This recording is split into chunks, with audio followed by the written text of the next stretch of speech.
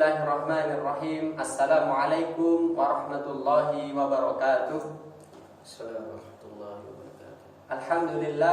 Alhamdulillahilladzi hadana lihada wa ma kunna linahtadiya laula an hadanallah. Asyhadu an la ilaha illallah wa asyhadu anna Muhammadan abduhu wa rasuluh la nabiyya wa la rasula ba'dah. Allahumma salli ala sayyidina Muhammadin wa ala alihi wa ashabihi wa azwajihi wa dzurriyyatihi wa man tabi'ahum bi ihsanin ila yaumiddin, amma ba'du. Puja dan puji syukur kehadirat Allah Subhanahu wa taala, Allah yang telah memberikan kesehatan, kesempatan, kenikmatan dan begitu banyak karunia yang Allah berikan kepada kita hari ini, khususnya adalah nikmat iman dan nikmat ukhuwah, sehingga bisa bertatap muka lagi dalam acara Fikih in Focus, persembahan terbaik dari Dompet Sosial Al-Uswah Tuban. Alhamdulillah telah bersama di tengah-tengah kita ada Ustaz Saiful Bahri. Alhamdulillah Ustaz, di pagi hari ini kita bersama untuk menuntut ilmu di sesi yang penutup, sesi pamungkas. Kalau ada debat, nah ini ada sesi podcast pamungkas dari Dompet Sosial Al-Uswah Tuban. Mudah-mudahan di hari ini diparingi kelancaran, diparingi kemudahan, diparingi keberkahan atas setiap yang kita lakukan. Amin ya rabbal alamin. Kedua kalinya, salawat beserta salam senantiasa kita sampaikan kepada Rasulullah Muhammad SAW. Beliaulah uswah hasanah terbaik, beliaulah suri tauladan terbaik yang dari waktu ke waktu senantiasa layak untuk kita teladani, untuk hari ini, untuk anak putri kita, untuk keturunan kita, hingga nanti kita berkumpul lagi di surganya mendapatkan syafaatnya Muhammad. Amin ya rabbal alamin. Ayah bunda sahabat DSU di mana saja Anda berada, mohon izin saya sebagai pembawa acara sekaligus moderator di podcast Fikih in Focus DSU Al-Uswah Tuban pada kesempatan pagi hari ini, insya Allah akan memandu acara ini yang kurang lebihnya adalah kita ada sesi tanya jawab yang begitu sangat menarik untuk kita kupas. Yang pertama adalah nanti kita akan bersama-sama dengarkan dan akan kita ketahui tentang apa? Tentang bagaimana cara menyalurkan zakat. Apakah boleh disalurkan itu sendiri atau lebih baik melalui lembaga yang sudah profesional, sudah dipercaya. Kemudian yang kedua, tentang apa sih hukum zakat bagi harta yang telah mencapai nisab tetapi belum haul.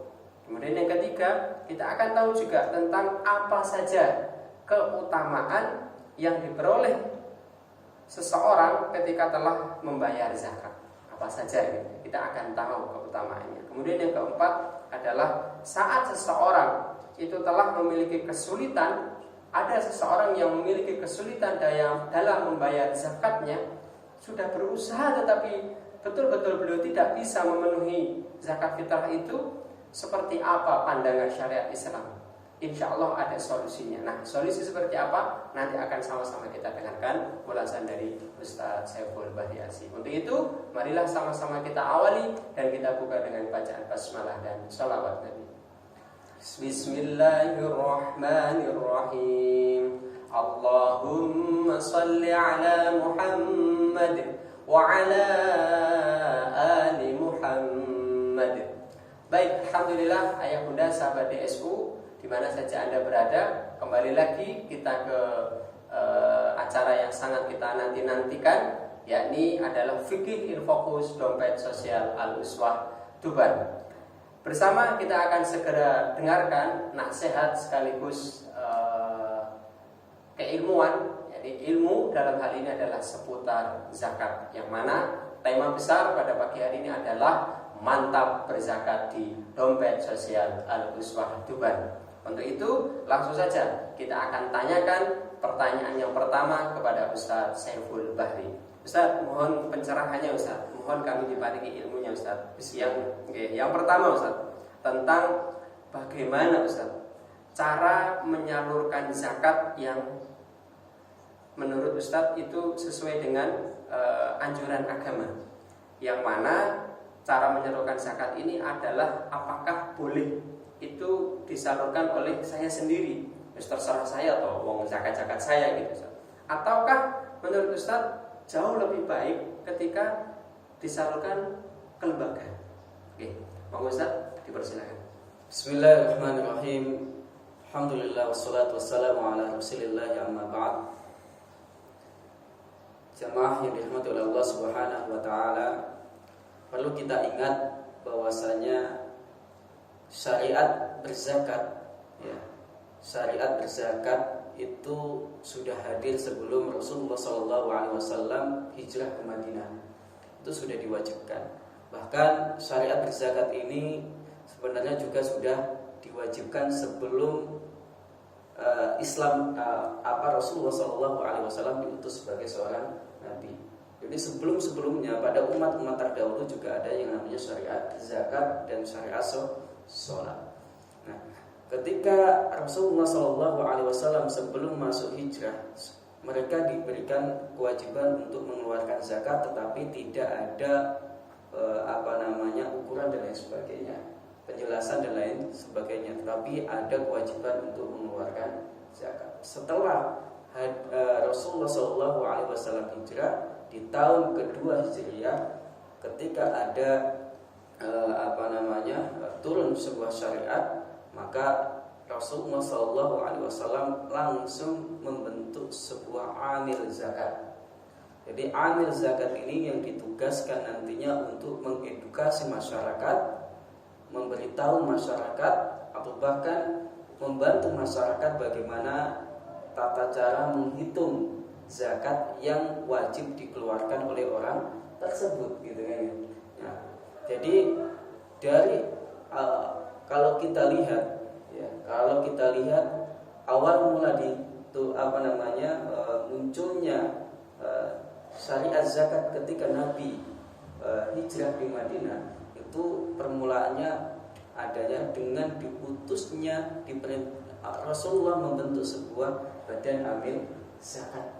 Kalau mungkin saat ini kita lihat ada DSU kan gitu kan, atau lembaga-lembaga yang lain. Tapi kalau lihat kita di Tuban ada DSU Al-Uswah yang memang punya kewenangan untuk menerima sekaligus menyalurkan zakat kepada asnaf yang telah ditentukan oleh agama Islam. Dan bagaimana caranya? Apakah lebih utama sendiri atau lewat lembaga? Kalau kita lihat dari sejarah Nabi tadi, ya, harta itu sesuatu hal yang sangat sulit untuk kita keluarkan.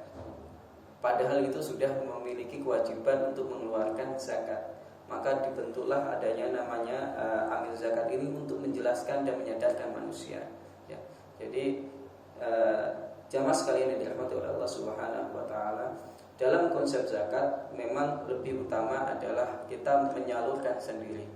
Tetapi dengan kesibukan yang ada, yang memang bagi orang-orang yang tidak memiliki banyak kesempatan atau waktu atau apa, maka lebih baik mewakilkan zakatnya kepada lembaga-lembaga yang telah disahkan atau yang telah diberikan kepercayaan oleh pemerintah, gitu kan, ya. Baik dari lembaga-lembaga las yang ada, gitu. Baik itu nanti lewat DSU ataupun yang lainnya. Karena apa? Karena ini adalah sebuah kewajiban yang harus dikeluarkan oleh setiap umat Islam ketika memang sudah memenuhi nisab dan haul dari zakat tersebut. Kalau memang nggak sempat, daripada nanti tertimpa dosa, ya kan, daripada kelewat, daripada nanti malah menyesal dan lain sebagainya, kita telah dimudahkan dengan adanya lembaga-lembaga ini, ya, termasuk DSU, memberikan pelayanan yang begitu sangat mudah untuk para yang muzaki, yang berhak mengeluarkan zakat, untuk menyalurkan zakatnya. Diwakilkan ke DSU dan DSU akan menyalurkan kepada 8 asnaf yang berhak itu.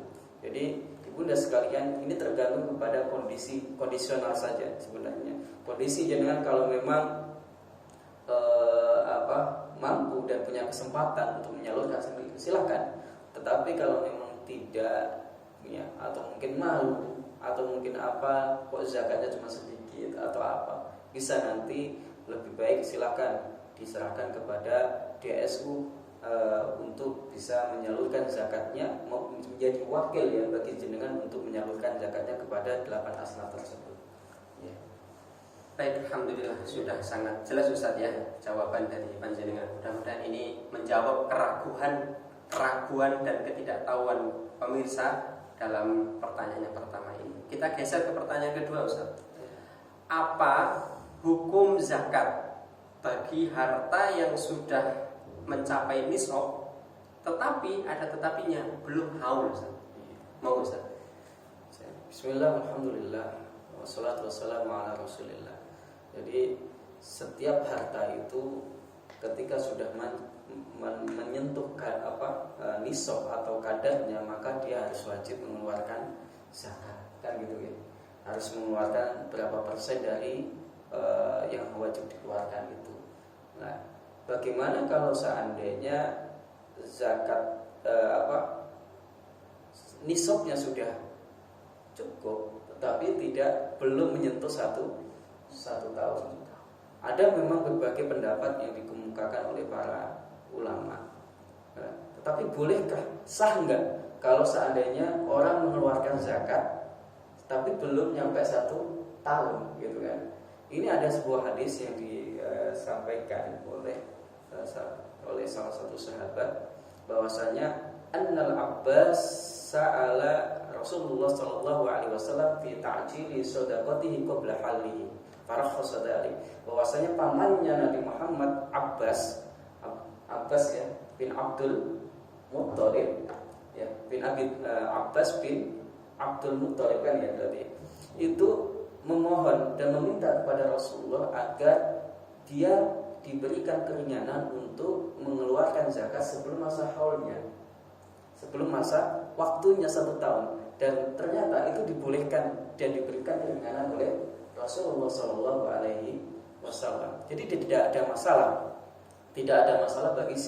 bagi jamaah yang ingin mengeluarkan zakat, sudah nyampe nisabnya nih, tapi belum nyampe 1 tahun, daripada nanti harus nunggu 1 tahun malah kebental sama kebutuhan yang lainnya. Enggak apa, segerakan, karena kebaikan itu harus disegerakan. Wasari'u ila maghfiratin min rabbikum wa jannatin arduha ya.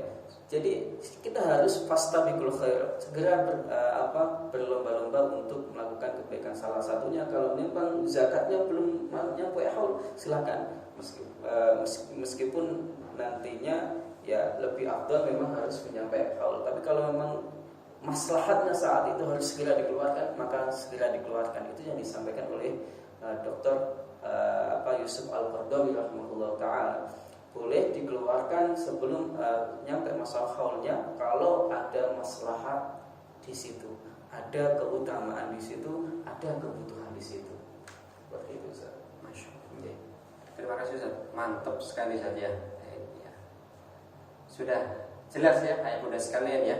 Jadi kalau memang sudah waktunya, sudah mencapai nisab dan memang betul-betul hari itu sedang sangat membutuhkan masyarakat sesuai dengan asnafnya tadi, maka pilihannya adalah bersegera. Terima kasih Ustaz. Kemudian kita geser ke pertanyaan yang ketiga Ustaz, yakni apa saja Ustaz keutamaan yang akan diperoleh bagi seorang muzaki saat beliau membayar zakatnya. Apa saja keutamaan yang diperoleh oleh seorang muzaki saat beliau membayarkan zakatnya, selain memang itu kewajiban agama kan Ustaz ya. Dan informasi yang kami dapat juga bisa menjadi pembersih harta Ustaz. Apakah cukup hanya 2 atau ada lebih banyak lagi Ustaz? Mungkin bisa kita dengarkan Ustaz. Baik. Memang faedah atau manfaat dari orang mengeluarkan zakat ada berbagai macam ya. Karena memang pertama dia adalah perintah agama. Kita telah menjalankan perintah agama, itu bagian dari sebuah keimanan kita. Ya kan, dalam syahadatu alla ilaha illallah wa anna muhammadar rasulullah wa iqamus shalah wa itaus zakat. Bahkan di dalam Al-Qur'an disebutkan zakat itu sampai berkali-kali, dan disandingkan dengan sholat itu sampai hampir 36 kali. Kalau kita bisa lihat surat At-Taubah itu adalah surat yang fokus membahas masalah soal zakat tadi. Ini penting sekali yang harus diperhatikan. Karena Al-Quran sendiri menjelaskan itu dengan sedetailnya. Bahkan Abdullah bin Mas'ud mengatakan, barang siapa yang tidak zakat maka dia tidak sholat, Ustaz. Barang siapa yang tidak zakat maka dia tidak sholat. Bahkan Abu Bakar dalam peristiwa ketika terjadinya orang-orang yang tidak mau mengeluarkan zakat, apa yang dilakukan oleh Abu Bakar? Abu Bakar mengirim pasukan kepada mereka agar memaksa mereka untuk tetap membayar zakat, bahkan sampai memeranginya. Ini menandakan bahwasanya pentingnya zakat untuk diri pribadi dan tentunya untuk umat Islam. Selain itu juga tadi faedahnya disebutkan untuk pembersihan hati. Karena zakat ini kotor.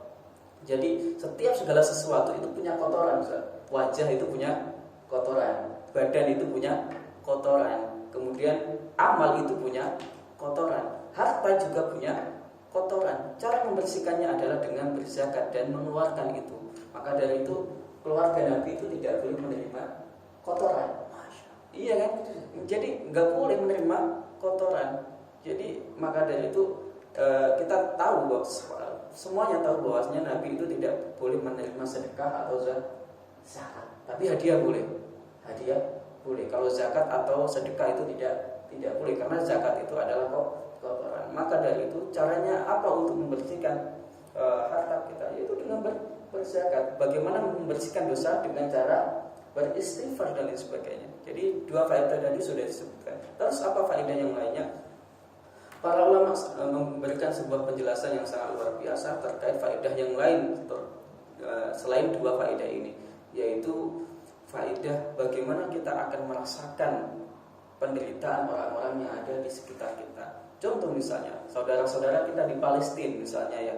Saudara-saudara kita di Palestina yang mana mereka harus berpuasa setiap hari, harus tidak bisa makan setiap hari gitu. Bahkan mereka sangat bahagia kalau seandainya ada sedekah yang masuk ke mereka.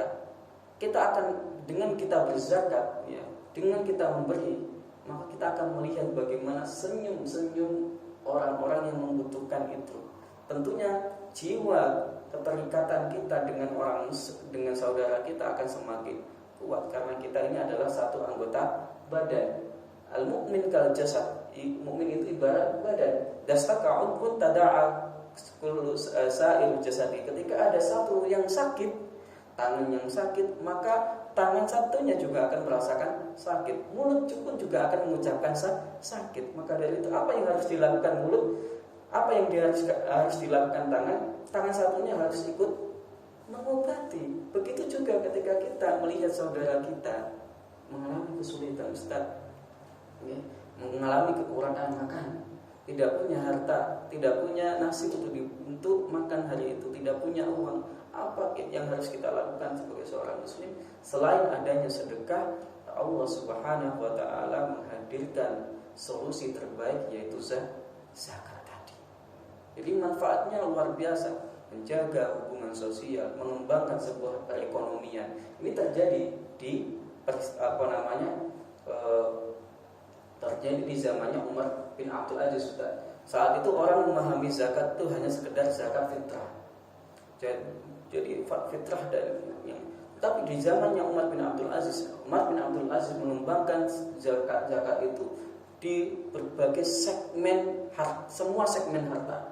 Ya, berdasarkan khud min amwalihim, bukan min malihim, tapi min amwalihim. Mal itu satu, ya, amwal itu banyak harta. Jadi semua jenis harta saat itu langsung diberikan zakatnya, dihukumkan untuk dikeluarkan zakatnya oleh Umar bin Abdul Aziz saat itu. Sehingga apa? Sehingga dalam jangka waktu 2,5 tahun saja Umar bin Abdul Aziz mampu mensejahterakan masyarakat saat itu hanya dengan zakat saja.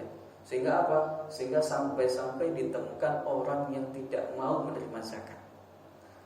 Karena sudah di awal sudah diatur oleh Umar bin Abdul Aziz bahwasanya ini sudah uang itu gara-gara faktor zakat tadi pemasukan Baitul Mal sangat luar biasa, penyaluran kepada orang-orang yang fakir miskin juga luar biasa, sehingga orang-orang fakir ini terbackup kehidupannya, makannya tercukupi, mau nikah dibayari, mau mahar dikasih. Sampai perkataan Umar bin Abdul Aziz ini, apakah ada yang ingin menikah yang akan disupport sama Baitul Mal Muslimin? Tidak ada yang mau menerima zakat itu. Karena apa? Karena zakat itu memiliki manfaat yang sangat luar biasa. Selain tadi dua manfaat itu, tapi ada manfaat yang lainnya untuk menjaga stabilitas kita. Ya. Yang terakhir, saya pernah mendapatkan sebuah wejangan juga. Ini salah satu dari manfaat sedekah atau zakat, Ustaz. Ini ada perkataan Jawa seperti ini. Pagar mangkok itu lebih kuat daripada pagar tembok. Paham ya? Pagar mangkok, orang memberi satu mangkok ya kepada tetangganya itu lebih kuat mengamankan rumahnya dibandingkan dengan pagar tembok. Kalau orang itu suka memberi tetangga masing-masing, maka pagarnya itu adalah para tetangga. Kalau ada maling, kalau ada yang ingin berbuat jahat, pasti para tetangga yang sering dikasihnya itu akan membantunya. Beda dengan orang yang pelit. Meskipun temboknya atau pagarnya setinggi 10 meter, kalau ada kejahatan, kalau ada apa, tetangganya akan acuh, nggak peduli. Maka dari itu ada sebuah perkataan yang bagus, pagar mangkok itu lebih kuat daripada pagar tembok. Pagar satu makanan mangkok itu lebih kuat daripada pagar yang tingginya mungkin yang dibuat oleh manusia. Jadi masya Allah. Jadi itu salah satu beberapa faedah yang kita bisa ambil dari manfaat seseorang itu berzakat. Selain itu adalah perintah agama, selain membersihkan harta, juga pula mendekatkan diri kita dengan masyarakat. Hubungan kita dengan masyarakat, merasakan bagaimana penderitaan masyarakat dan lain sebagainya. Allahu a'lam bishawab.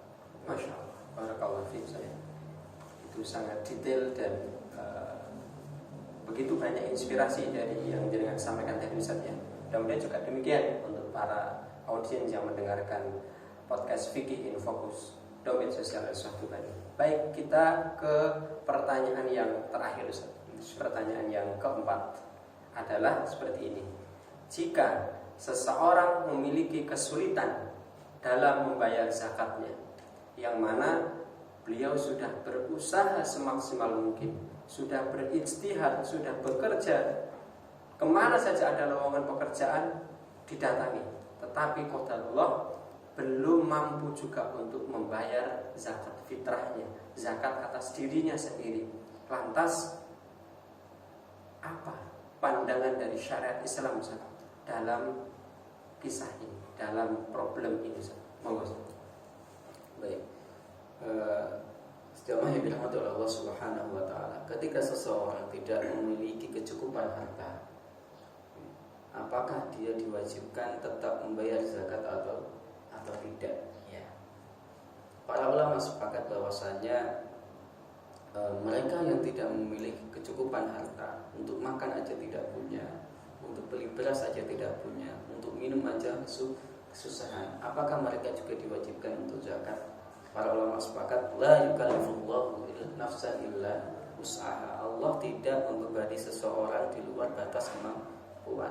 Tetapi kalau seandainya, misalnya ini konteksnya adalah zakat fitrah ya, zakat fitri. Seseorang tidak mampu, tidak punya apa-apa, tapi bolehkah dia membayar zakat dari beras yang dia dapatkan dari zakat orang lain? Apa boleh? Boleh kalau memang itu merupakan di luar dari kelebihannya. Misalnya kalau memang hari ini sudah cukup untuk makan segini, besoknya segini, ada kelebihan, itu boleh dan bahkan dikatakan wajib untuk dikeluarkan itu.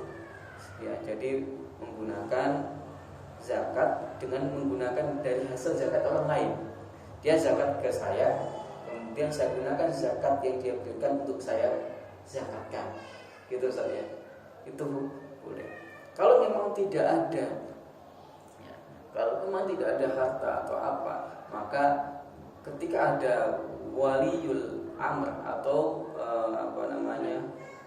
ahli warisnya yang kaya, maka wajib untuk mewakili. Jadi harus diwakilkan. Ya, kalau harus diwakilkan, ya diwakilkan, boleh diwakilkan. Jadi misalnya seorang perempuan ini kan kalau seandainya dia sudah tidak punya belum menikah, maka orang tuanya yang menjadi walinya. Dia tidak punya uang nih, maka walinya boleh membayarkan zakatnya. Kalau tidak punya wali, tidak punya orang tua, maka saudaranya, kakaknya, saudaranya itu yang menggantikan dia untuk membayar zakat. Jadi wali-wali yang terdekat itu, ya. Kalau memang benar-benar tidak ada wali, tidak ada apa, ya sudah, tidak perlu membayar zakat. Tapi kalau memang dia ingin membayar zakat, kata para ulama, meskipun di luar bulan puasa atau sudah melewati Idul Fitri, dan ketika itu dia punya keluaran harta dan ingin mengganti zakatul fitrah saat itu, maka diperbolehkan. Jelas ya? Jadi gitu. Jadi kok banyak solusinya sebenarnya, banyak solusinya. Kalau memang benar-benar tidak punya uang, nggak punya apa, tidak ada yang memberi dan lain sebagainya, ya sudah, dia tidak ada kewajiban untuk berzakat. Tetapi kalau dia punya wali, punya saudara, punya apa, maka saudara inilah yang harusnya menggantikan dia untuk pemberian zakatnya. Tapi kalau memang dia saat itu tidak punya apa-apa, tiba-tiba setelah Ramadan dia punya, maka dia boleh mengganti zakatnya di luar bulan Ramadan. Wallahu a'lam bishawab. Alhamdulillahirabbil alamin. Jazakumullah khairan katsir Ustaz Saiful Bahri. Terima kasih juga para hadirin yang sampai dengan hari ini mendengarkan podcast Fikih Al-Fokus Dompet Sosial Al-Suhduban ini, mulai dari pertanyaan yang pertama tadi sampai dengan pertanyaan yang keempat. Semoga ini menjadi kemantapan ayah bunda sekalian untuk berzakat di DSU dengan berbagai pertanyaan-pertanyaan atau bahkan kebingungan dan pertanyaan-pertanyaan yang tadi mungkin sebelumnya belum terjawab. Jawaban dari Ustaz Saiful Bahri mudah-mudahan menancapkan dan menambah kemantapan kita untuk berzakat di DSU.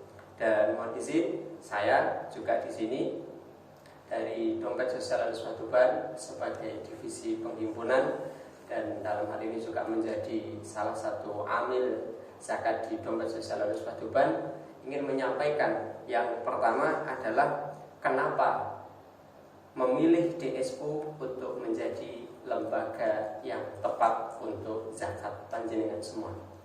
Ada 3 alasan yang menjadikan DSU tepat untuk panjenengan pilih. Yang pertama, DSU insya Allah aman secara syar'i. Syar'i yang bagaimana? Ya insya Allah kita sudah mendapatkan izin dari dari lembaga-lembaga yang memang memberikan mandat ataupun surat izin itu. Dibuktikan dengan apa? Kita telah terdaftar resmi menjadi mitra dari Lasnas Izi, Lembaga Amil Zakat Nasional Inisiatif Zakat Indonesia, yang mana kita diberikan SK, yang mana dari SK itu kami dari Dompet Sosial Al-Suhduban adalah boleh untuk melakukan penghimpunan untuk zakat, infak, dan sedekah dari masyarakat, khususnya para masyarakat Kabupaten Tuban pada khususnya, dan juga masyarakat lain yang ingin menyalurkan zakatnya ke Dompet Sosial Al-Suhduban. Jadi aman secara syar'inya, insya Allah kita aman. Kemudian dari situ juga secara regulasinya aman regulasi. Regulasi kita juga alhamdulillah dari sisi dengan pemerintah terdekat kita sudah mendapatkan izin dari Dinsos, yang mana izin itu belum banyak gitu ya. Informasi dari Dinsos belum banyak memang yang mendapatkan izin untuk mengadakan pengumpulan uang dan barang. dan salah satu DSU Dompet Sosial Al-Islah Tuban mendapatkan Baik, ayah bunda sekalian, para pemirsa program Fikih Infokus Dompet Sosial Al-Islah Tuban, kembali lagi bersama kami di kesempatan yang luar biasa ini. Dalam hal ini mohon izin saya Ahmad Susanto sebagai Kepala Divisi Penghimpunan Dompet Sosial Al-Islah Tuban dalam hal zakat, infak, sedekah. Di sini alhamdulillah ingin kami sampaikan kenapa DSU menjadi pilihan Anda semua dalam berzakat, infak, dan sedekah. Ada 3 alasan. Yang pertama adalah jawabannya mungkin ada 3A ya. Kenapa aku milih DSU? Jawabannya ada 3A. A yang pertama adalah aman secara syar'i. A yang kedua adalah aman secara regulasi. A yang ketiga adalah aman secara NKRI. Kita bedah satu-satu. Aman secara syar'i, insya Allah kita sudah jelas mendapatkan SK resmi yang Kemenkumham kita secara legalitasnya sudah jelas, dan dari sisi syar'inya kita menjadi mitra atau point of dari Lasnas Izi, yang mana lembaga amil zakat nasional ini menjadi payung hukum kita. Jadi secara syar'inya kita sudah jelas-jelas sesuai, tidak dilakukan lagi. Jadi mau mengumpulkan zakat, infak, dan sedekah pun juga untuk menyalurkannya kepada yang berhak, yang 8 asnaf itu adalah. Jadi secara syar'inya sudah jelas tidak dilakukan lagi. Kemudian yang kedua, secara regulasinya kita sudah mendapatkan SK juga untuk mengadakan pengumpulan uang dan barang. Dari mana? Dari Dinsos, yang mana setiap 1 bulan sekali, bahkan 3 bulan sekali kita laporan kepada Dinsos, bahkan ini juga sampai ke Bupati. Dalam hal ini adalah cakupannya kita di Kabupaten Tuban. Jadi mau ragu apa lagi dari sisi regulasinya sudah jelas, Kemenkumham sudah jelas, syar'i sudah jelas, dan yang ketiga adalah aman NKRI. Maksudnya kami ingin memastikan bahwa zakat, infak, sedekah Bapak Ibu panjenengan semuanya insya Allah tersalurkan sesuai dengan amanat undang-undang. Kami pastikan, bahkan kami di DSU ini, direktur kami ada fakta yang di situ fakta integritas atau komitmen tidak disalurkan untuk kekerasan, untuk terorisme dan hal-hal yang tidak dibolehkan oleh negara. Karena sudah jelas program unggulan kami adalah untuk kemanusiaan, sosial, agama, kesehatan, lingkungan, dan lain sebagainya. Maka dalam hal ini aman syar'i, aman NKRI, dan aman regulasi insya Allah DSU Al-Islah kantongi. Jadi semakin mantap kan berzakat di DSU. Kemudian yang kedua tentang kemana saja zakat, infak, sedekah Anda disalurkan.